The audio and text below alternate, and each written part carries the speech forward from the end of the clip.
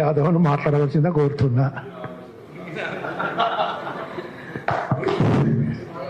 అంత వీర ఆవేశం ఏం లేదు, సబ్జెక్ట్ ఒక 2 నిమిషాలు మాట్లాడదాం. అప్పుడు ప్రభుత్వం ఓడిపోయింది కాబట్టి అంత ఆవేశం వస్తలేదు.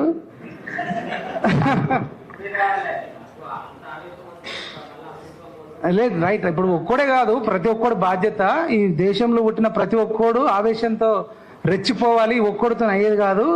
ముందుగా ఈ సభకు వచ్చిన వాళ్ళందరికీ నమస్తే చెప్తూ, అందరికీ కరుణాకరన్ నాకు ఎస్పెషల్గా సభను కండక్ట్ చేసినందుకు. కత్తికి లేదు బాధ, నెత్తికి లేదు, మరి ఖలీల్ భాషకి ఎందుకు? ఖలీల్ భాష ఎవడరా అంటే ఆయన మీద కేసు పెట్టిన ఆయన. అసలు ఆయనకేం సంబంధము అంటే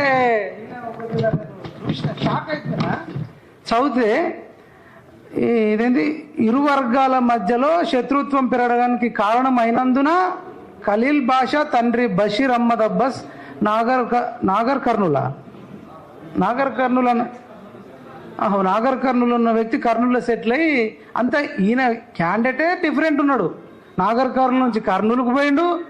2 గ్రూపుల మధ్య తగాదంటే మీకు ఎవరికైనా డౌట్ వచ్చింది? అసలు ఆ 2 గ్రూపులు ఏంది మరి? నాకు ఇప్పటిదాకా అర్థం కాదు. మీకు ఎవరికైనా అర్థమైంది? ఆ 2 గ్రూపులు అంటే పోలీస్ కంప్లైంట్ తీసుకునేటప్పుడే కనీసం ఈ 2 గ్రూపుల మధ్యలో విద్వేషాలు రెచ్చగొట్టినన్నావు కదా, ఆ 2 ఏమేం గ్రూపులు అన్న పోలీస్ సిఐ సింహన్, ఆయన పేరు విక్రమసింహ పద్మనాభ సింహై,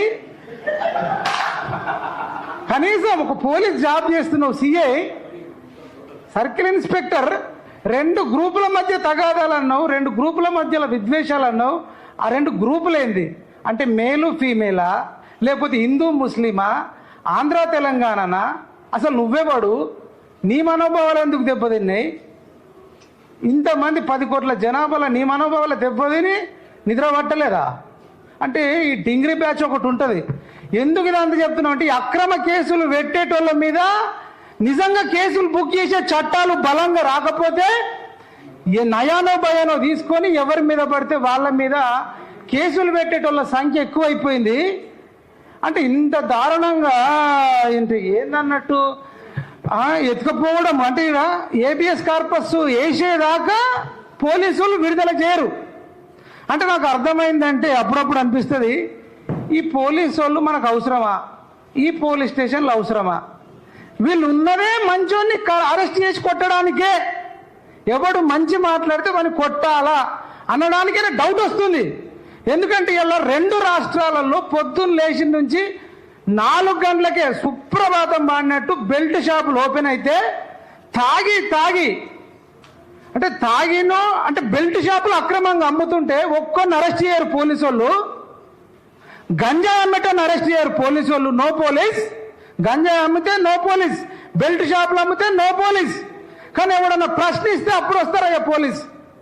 అంటే ఇట్లా మొత్తం పోలీస్ వ్యవస్థ మీదనే చెడ్డ పేరు వచ్చే ఛాన్స్ ఉంది. దయచేసి పోలీసులకు చెప్తున్నాం, మీకు ట్రైనింగ్ ఇచ్చేటప్పుడు ఒక రకంగా ట్రైనింగ్ ఇస్తారు, జాబ్లోకి వచ్చిన తర్వాత ట్రైనింగ్ మొత్తం మర్చిపోయి అప్పుడు ఆ సీఎం ఎవరుంటే వాడు ఊ అంటే ఊసుకో, డిస్కో అంటే డిస్కో, కూసో అంటే కూసో, నిలబడంటే నిలబడు, ఇజ్జత్ పోతుంది.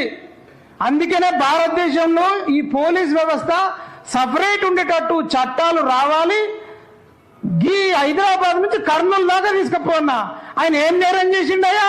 పాకిస్తాన్కి ఏమైనా సమాచారం చేరవేసిండా? బంగ్లాదేశ్కు, ఇరాన్ లేకపోతే ఇజ్రాయిల్ యుద్ధానికి ఏమైనా సంబంధించడానికి ఏమైనా ఉందా? ఏమన్నాడు చంద్రబాబు నాయుడు? చంద్రయ్య శివయ్య కాదు అన్నాడు. అవును, మనిషి దేవుడు కాదన్నాడు. దానికే మీరు రెచ్చిపోవాలనా? ఈ రాష్ట్రంలో ఆంధ్రప్రదేశ్లో రాయలసీమలో ఇంకా కేసులే లేవా? మొత్తం కేవీఆర్ వల్లనే ఆంధ్రప్రదేశ్లో మనోభావాలు దెబ్బతిన్నాయి.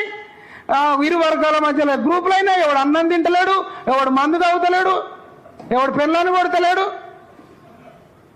మనుషులేనా? అసలు పోలీస్ వ్యవస్థ మీదనే మొత్తం ఈ దేశం నాశనం అవుతుందే. 90% దుర్మార్గమైన రాజకీయ నాయకులు, దుర్మార్గమైన అధికారులు.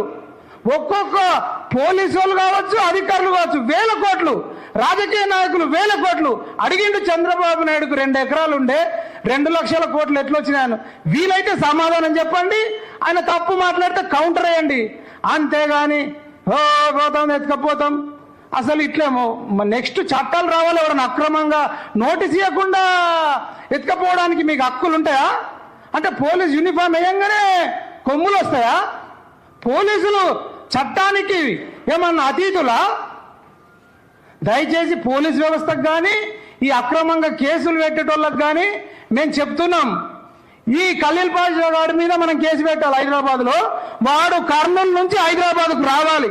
అక్రమ కేసులు పెట్టేటోడి మీద అక్రమ కేసులు పెట్టాలి.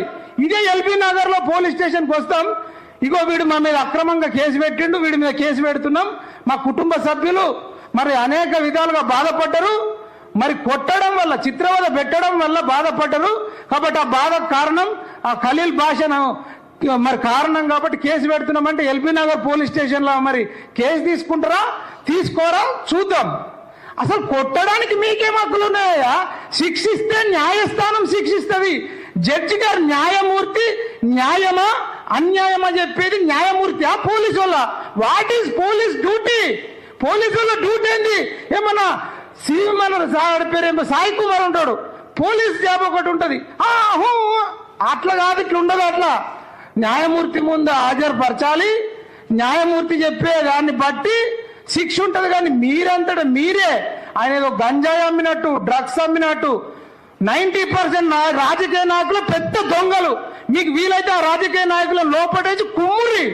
కానీ మా కేవీఆర్ లాంటి జోలికి వస్తే ఇప్పుడు ఒక్క కేవీఆర్తో ఇప్పుడు ఆ ఖలీల్ భాషకు చెప్తున్నా, ఇప్పుడు కాదు అప్పుడు కాదు ఇరు వర్గాల మధ్య విద్వేషం. ఇప్పుడు కేసు పెట్టినావు కదా, ఇప్పుడు ఆంధ్ర తెలంగాణ అనే విద్వేషం అయింది.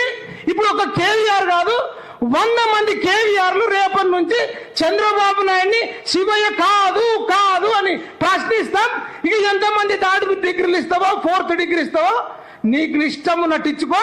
మాకు నచ్చింది మేం చేస్తాం, మీకు నచ్చింది మీరు చేయండి.